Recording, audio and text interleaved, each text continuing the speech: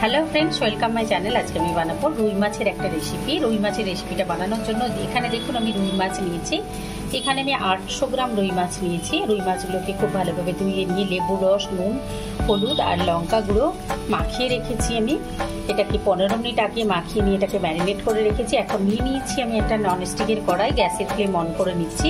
নিয়ে এর মধ্যে নিয়ে নেব আমি সরষের তেল। আমি রান্নাটা সরষের তেলে করব, আপনারা চাইলে সাদা তেলেও করতে পারেন। এই দেখুন নিয়েছি আমি সরষের তেল। এখানে 3 টেবিল স্পুন সরষের তেল নিয়েছি আমি, যেহেতু মাছের পরিমাণটা আমার বেশি।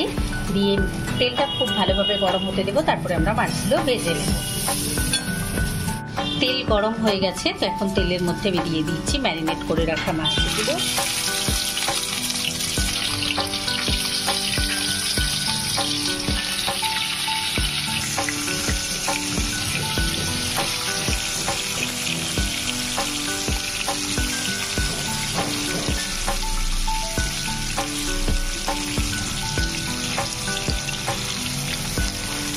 মাছগুলোকে দিয়ে আমি রেখে দেবো এখন মিডিয়াম লো ফ্লেমে।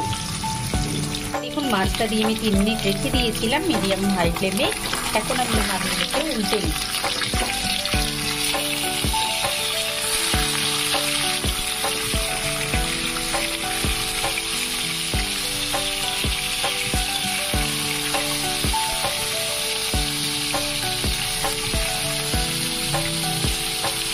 সবকটা মাছ আমি উল্টে নিলাম। উল্টে নিয়ে আমি এখানে ফাঁকা হয়ে গেছে, সেই জায়গাগুলোতে আরও দিয়ে দিচ্ছি আমার।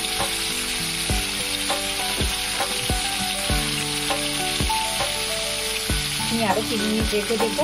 দেখুন আরও 3 মিনিট হয়ে গেছে, মাছটা আমি ভেজে তুলে নেব। উল্টে নিচ্ছি আবারও। উল্টে নিয়ে দুটো পিঠি যেন সুন্দরভাবে ভাজা হয় একই রকমভাবে, সেরকমভাবে আমি ভেজে নিচ্ছি। তারপরে ভেজে তুলে নেব। আমি কিন্তু খুব কড়কড়ে করে ভাজবো না মাছগুলোকে, নাহলে কিন্তু টেস্টটা ভালো হবে না। তবে একটু উল্টে নিই সব মাছগুলোকে।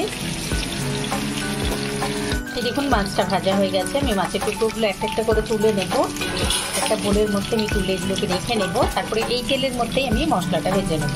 দেখুন মাছটা আমি ভেজে তুলে নিয়েছি। এর মধ্যেই আমি আরও একটু যে তেলটা রয়ে গেছে এর মধ্যে আরও 2 টিস্পুন তেল আমি অ্যাড করে নিচ্ছি। অ্যাড করে নেওয়ার পরে এর মধ্যে দিয়ে দেবো আমি এই দেখুন নিয়ে নিয়েছি আমি তেলের মধ্যে একটা তেজপাতা আমি টুকরো করে নিয়েছি। নিয়েছি আমি 1 টুকরো দারচিনি, নিয়েছি 3-4টে লবঙ্গ আর নিয়েছি একটুখানি আমি গোটা জিরে ফোড়নের মধ্যে। এখন এর মধ্যে নিয়ে নেব আমি ধনে পাতা বাটা নিয়েছি। আমি ধনে পাতার কাঁচা লঙ্কা বেটে নিয়েছি আমি এখানে দিয়ে দিচ্ছি। এটা 1 টেবিল স্পুন দিলাম। আমি নিয়েছি সর্ষে বাটা,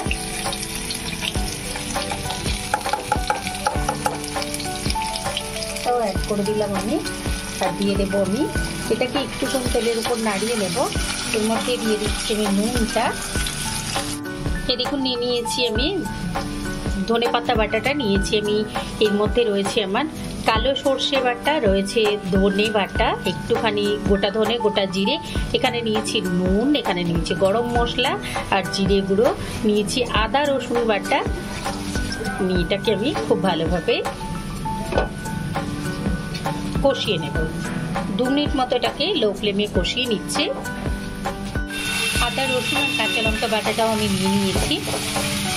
এখন এটাকে আমি 1.5 মিনিট মতো কষিয়ে নিয়েছি। মশলাটার কাঁচা গন্ধ যখন চলে যাবে তখন এর মধ্যে দিয়ে দেবো আমি টমেটো। আপনারা টমেটোটা পেস্ট করে দিতে পারেন, গ্রেট করে দিতে পারেন, অথবা একদম পাতলা করে কুচিয়েও দিতে পারেন। আমি এটাকে আরও 1 মিনিট মতো নাড়িয়ে নেব। তারপর এর মধ্যে দিয়ে দেবো আমি টমেটোটা।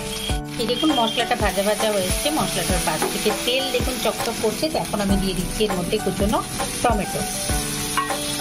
2খানা টমেটো আমি এখানে নিয়েছি, মাঝারি সাইজে কুচিয়ে নিয়ে আমি দিয়ে দিয়েছি। একদম পাতলা করে কুচিয়ে নিয়ে নিয়ে আমি এখানে একটুখানি বড় বড় করেই কেটেছি, মাঝারি সাইজের কেটেছি।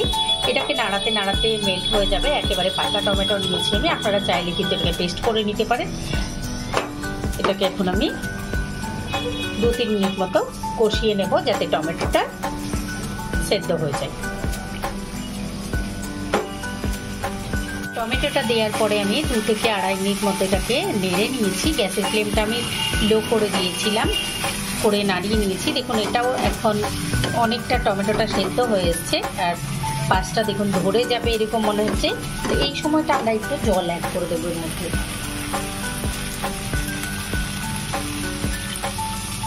অল্প একটু জল অ্যাড করলাম, তাতে টমেটোটা খুব ভালোভাবে সেদ্ধও হয়ে যাবে আর কড়াইতে ধরেও যাবে না। দেখুন জলটা দিয়ে আমি নাড়িয়ে নিয়েছি আরো 2 মিনিট মতো। দেখুন জলটা এবার শুকিয়ে আসছে। এবারে যখন তেলটা উপরের দিকে উঠে আসবে পুরো, তখন আমরা বুঝে নিব যে আমাদের মশলাটা কষানো হয়ে গেছে। এবার মশলাটা কষানো হয়ে গেলে তখন আমরা এর মধ্যে জলটা অ্যাড করব। আপনারা চাইলে এই সময় যদি আপনারা শুকনো লঙ্কা দিতে চান তাহলে শুকনো লঙ্কা দিতে পারবেন, শুকনো লঙ্কার গুঁড়ো। আর কালারটা ভালো হওয়ার জন্য একটুখানি কাশ্মীরি রেড চিলিও দিতে পারেন। আমি শুকনো লঙ্কা দেবো না, আমি কাঁচা লঙ্কা প্রচুর পরিমাণে দিয়েছি।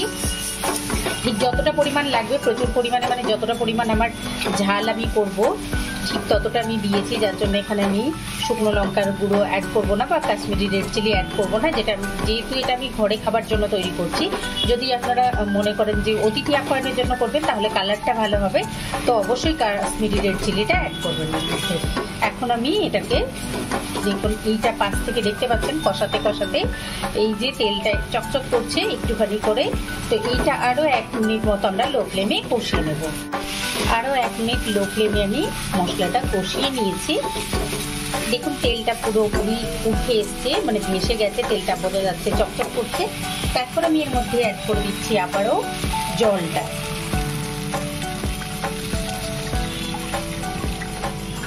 এই দেখুন এখানে আমি 1 কাপ জল অ্যাড করলাম। খুব বেশি জল অ্যাড করবো না, কারণ এটাতে আমি গ্রেভিটা যাতে গাঢ় গাঢ় থাকে এইরকম রাখবো, যার জন্য খুব বেশি জল আমি অ্যাড করলাম না। এই জলটা আমি অ্যাড করলাম, করে নিয়ে এটাকে ফুটতে দেব। এটা ফুটে উঠলে এর মধ্যে ভাজা মাছগুলো দিয়ে দেব।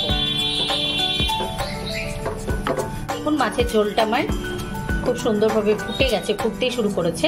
এখন এর মধ্যে আমি অ্যাড করে দিচ্ছি মাছগুলো।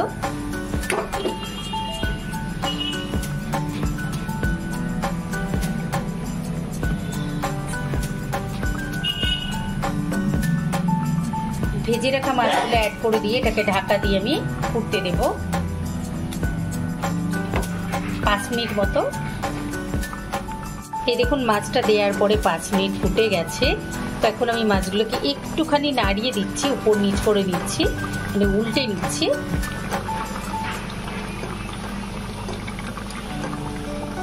নিয়ে এটাকে আরো 2-3 মিনিট রেখে দেবো আমরা। এই দেখুন 3 মিনিট হয়ে গেছে, এটা আমি আরো 5 মিনিট ফুটতে দেবো বলেছি।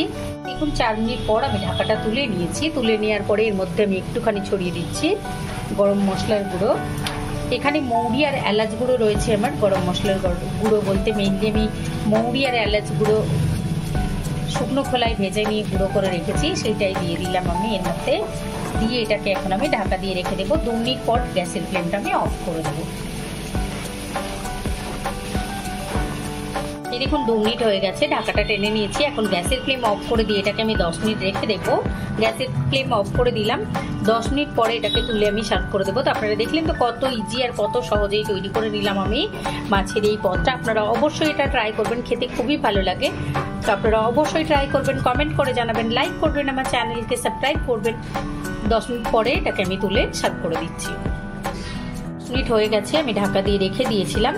এখন আমি তুলে এটাকে সার্ভ করে দিচ্ছি।